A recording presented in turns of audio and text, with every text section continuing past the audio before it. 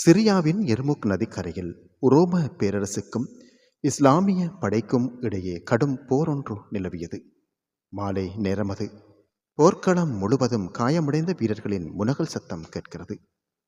இரத்தமும் புழுதியும் கலந்த அந்த மண்ணில் சஹாபி அல் ஹுதைபா அல் அதவி ரலியல்லாஹு தஆலா அன்ஹு அவர்கள் ஒரு தோல் பையில் சிறிது தண்ணீரை எடுத்துக்கொண்டு காயமடைந்து கிடக்கும் தன் உறவினர்களை தேடி ஓடுகிறார்கள்.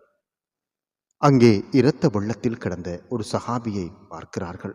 ஹுதைபா ரலியல்லாஹு தஆலா அன்ஹு அவர்கள் அந்த வீரரிடம் கேட்கின்றார்கள், உங்களுக்கு தண்ணீர் வேண்டுமா என்று கேட்கின்றார்கள். அந்த வீரர் பேசக்கூட சக்தி இல்லாமல் கண்களால் ஆம் என்று கூறுகிறார். அதவி ரலியல்லாஹு தஆலா அன்ஹு அவர்கள் அந்த வீரரிடம் தண்ணீரை அவர்கள் வாயருகே கொண்டு செல்லும் நேரத்தில் அருகில் கிடந்த மற்றொரு வீரர் தாகத்தால் முனகும் சத்தம் கேட்கிறது. தாகத்தின் உச்சியில் இருந்த அந்த முதல் வீரர் தண்ணீரை அருந்த மறுத்து எனக்கு முன்னால் என் சகோதரனின் தாகத்தை தணியுங்கள் என்று சைகை காட்டுகிறார்கள்.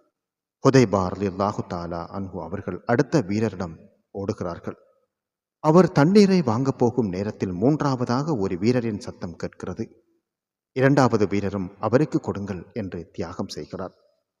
மூன்றாவது வீரரிடம் ஹுதைபா ரலியல்லாஹு தஆலா அன்ஹு அவர்கள் செல்வதற்குள் அவர் ஷஹீதாகி விடுகிறார். மீண்டும் இரண்டாவது வீரரிடம் ஓடி வருகிறார்கள். அவரும் ஷஹீதாகி விடுகிறார். கடைசியாக முதல் வீரரிடமும் வரும்போது அவரும் தண்ணீரை அருந்தாமலேயே ஷஹீதாகி விடுகிறார்.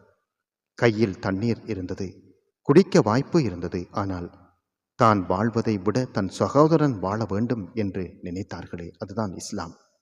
அதுதான் இஸ்லாம் கற்றுக் கொடுத்த உயரிய பண்பு. அந்த மூன்று உன்னத தியாகிகள் இக்ரிமா இப்னு அபு ஜஹல் ரலியல்லாஹு தஆலா அன்ஹு அவர்கள், ஐயாஸ் இப்னு அபி ரபியா ரலியல்லாஹு தஆலா அன்ஹு அவர்கள் மற்றும் ஹாரிஸ் இப்னு ஹிசாம் ரலியல்லாஹு தஆலா அன்ஹு அவர்கள் வாழும்போது மட்டுமல்ல, மரணிக்கும் தருவாயிலும் மற்றவர்களுக்காக வாழ்ந்த அந்த உத்தமர்களின் வாழ்வு நமக்கு ஒரு சிறந்த படிப்பினை. இந்த வரலாற்று தொகுப்பு அல் பிதாயா வன் நிஹாயா என்ற நூல் தொகுப்பில் இருந்து நாம் காணலாம்.